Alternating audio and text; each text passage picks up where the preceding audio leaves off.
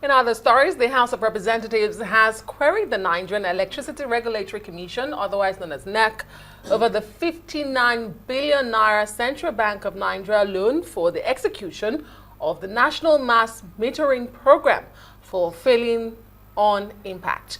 The Joint Committee of the House investigating the disbursement and utilization of the loan also queried Meristem Wealth Management Limited as well as NERC SSL for approving a firm to receive 0.5% of annual collections from electricity distribution companies until 2030. Uchenna Okonkwo, chairman of the committee, disclosed that the initial investigation reveals that the NMMP was initiated by NERC to close the metering gap, encourage local meter manufacturers, reduce collection losses, and eliminate estimated billings. Well, the committee notes that although the program was approved by the federal government in 2020, it has failed to deliver the expected results.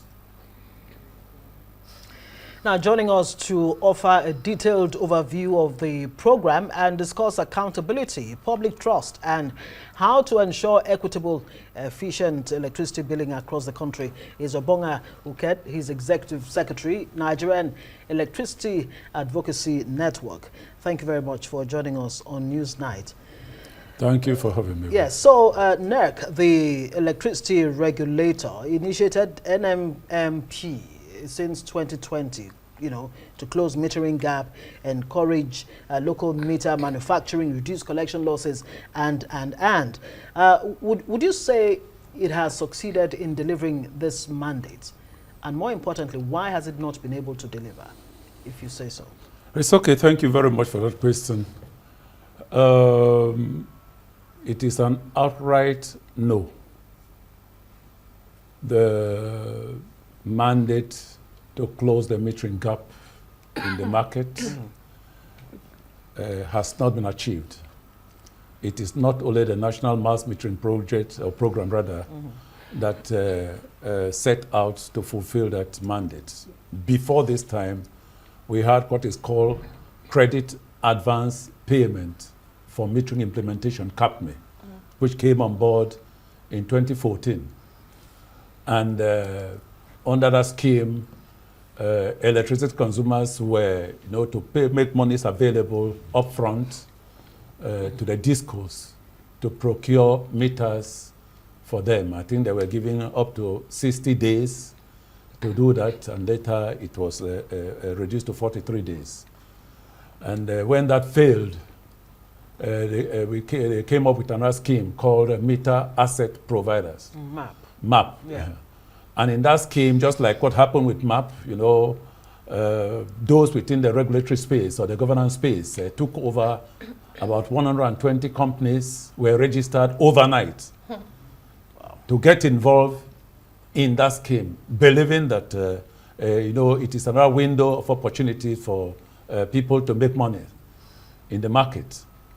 Now, MAP failed woefully because, one, the target that was set in the beginning, it was launched in 2018, and they gave a 3-year, period for the deployed procurement installation of about 3 million meters.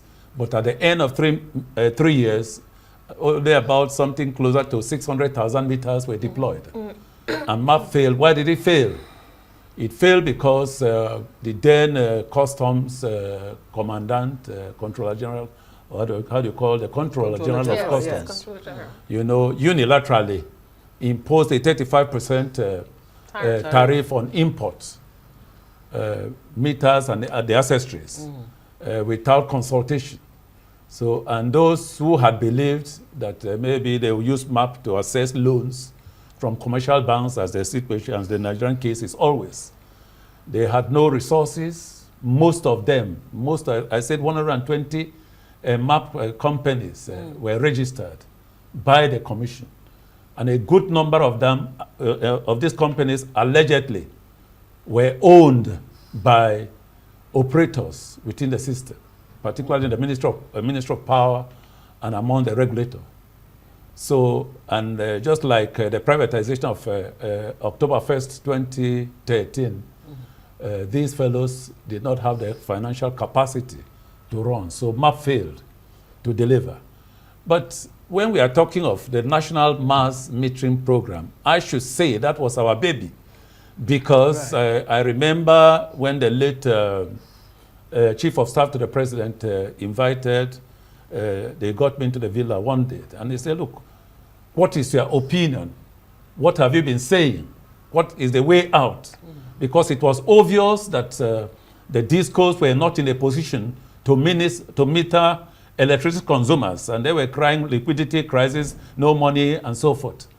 So we designed that program, which was sold to the late Chief of Staff, which was adopted for National Mass Metering Program. We made it very clear that the discos were not in a position to do that. We needed intervention of the federal government. And that is why the Buhari administration, I remember sitting right here in 2019, I think about that period, where I was interviewed here. And I commended the federal government of Buhari for making those resources, the first tranche of 14.32 billion, available to the discos to procure and install 286,000 meters. Yeah. Thereafter, we started hearing a lot of things, 59 billion and so forth. So, like the chairman of the Senate Committee on Power remarked, I say with my chest out, I'm talking on national television, until we curb the excesses and the corruption that is going on, we need to be sincere to ourselves in this country. We need to tell ourselves the truth. You are talking of electricity, where we have close to 7 million consumers unmetered. And you are talking of liquidity. Rather than, if you are making monies available, who meters the customers? Is the responsibility of the discos. Right. So if you are going to make funds available, you have to make funds available to the discos. Okay. All right. Yes. So and not passing through Meristem, then NERC, stabilization,